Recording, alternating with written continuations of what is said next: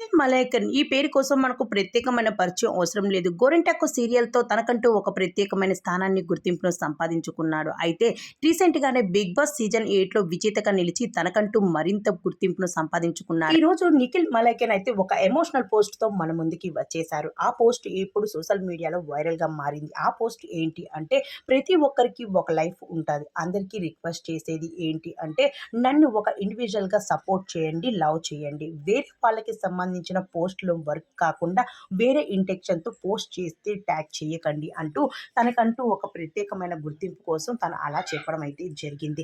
దాని తర్వాత ఇప్పుడు నిఖిల్ మలైకన్ అయితే మీకే నేను చెప్తుంది అర్థమవుతుందా లేదా అంటూ కూడా అడగడం అయితే జరిగింది. అయితే ఇప్పుడు నిఖిల్ చేసిన ఆ పోస్ట్ ఇప్పుడు సోషల్ మీడియాలో వైరల్‌గా మారిపోయింది. దాని తర్వాత ఇప్పుడు సోషల్ మీడియా ఎక్కడ ఓపెన్ చేసి చూసినా నిఖిల్ అలానే కావ్య అంటూ ఎక్కడ చూసినా ఒకటే మాట వినిపిస్తూ ఉంది.